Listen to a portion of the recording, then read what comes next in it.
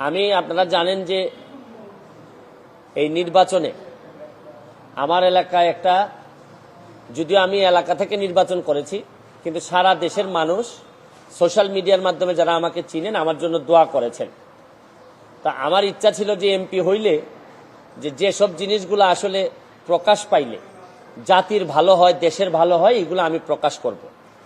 আমি এরই ধারাবাহিকতায় আমি যে কাজটা করেছি এটা হচ্ছে কি, এমপি হওয়ার পর জননেত্রী শেখ হাসিনার যে সরকার, এই সরকার আমাকে যা যা দিয়েছেন আমি এগুলা প্রকাশ করেছি। আমি আগে নিজে আমি কখনো জানতাম না যে এমপিরা কত সম্মানী পান। আমি মনে করি এটা লুকানোর কিছু নাই, এটা বললে স্বচ্ছতা হয়। এটা আমি আমার বেতনের কথা বলেছি, আমি কত টাকা বরাদ্দ পেয়েছি।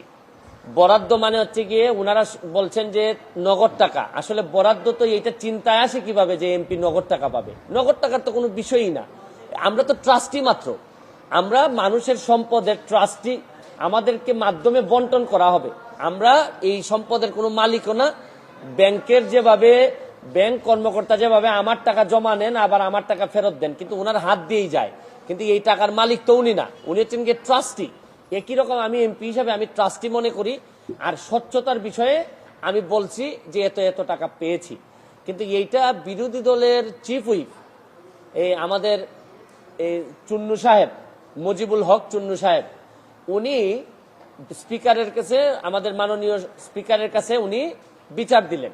তো যেহেতু পয়েন্ট অফ অর্ডারে উনি বলেছেন, আমি উত্তর দেওয়ার সুযোগ পাই নাই। আমার প্রশ্ন হচ্ছে কি, উনি বিরোধিতা করবেন সরকারি দলের, কিন্তু উনি বিরোধিতা শুরু করছেন স্বতন্ত্র প্রার্থীর। এবং কি বিষয়ে বিরোধিতা, উনি তো আরো খুশি হওয়ার কথা যে আমরা আমাদের হিসাব দেওয়া শুরু করছি। আমার জানেন কালকে আমার এত দুঃখ হয়েছে তারাইল করিমগঞ্জের মানুষের জন্য, যাদের কাছ থেকে উনি এমপি হয়ে আসছেন, যে এই তারাইল করিমগঞ্জের মানুষের কি কোনো অধিকার নাই যে এই চুন্নু সাহেব এমপি হিসাবে কত টাকা বরাদ্দ পান এটা জানার? মানে ওনার বক্তব্য ছিল যে কোনোভাবেই যেন আমি ফেসবুকে না জানাই যে কে কত টাকা পায়।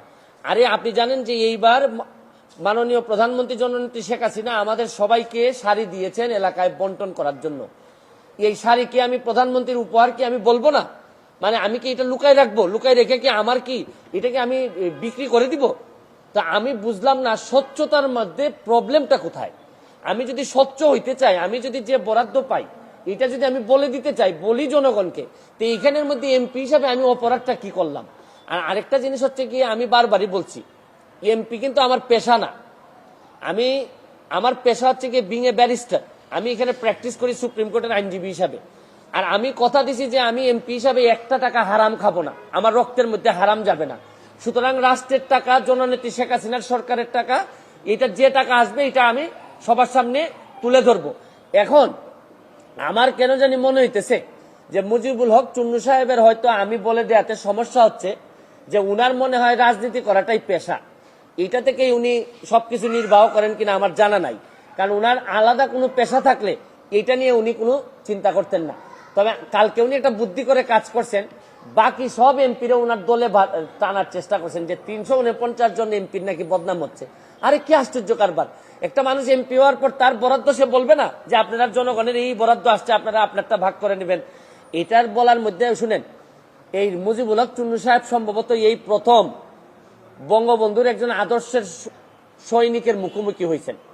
এর আগে হয়তো উনি ওইভাবে মিট করেন নাই, কারণ উনি তো হচ্ছেন গিয়ে একজন স্বৈরা শাসক এরশাদের নেতা।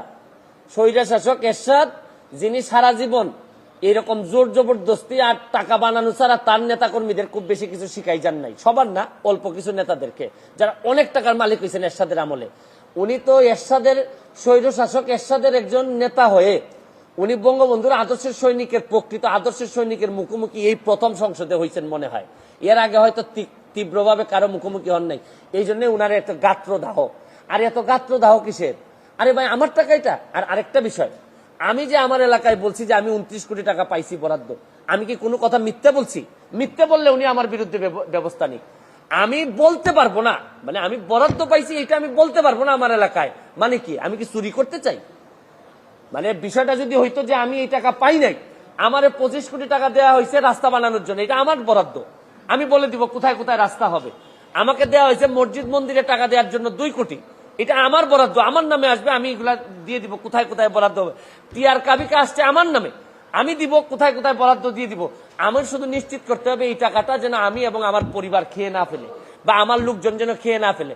এইটার মধ্যে লুকালুকির কিছু আছে বলে আমার মনে হয় না।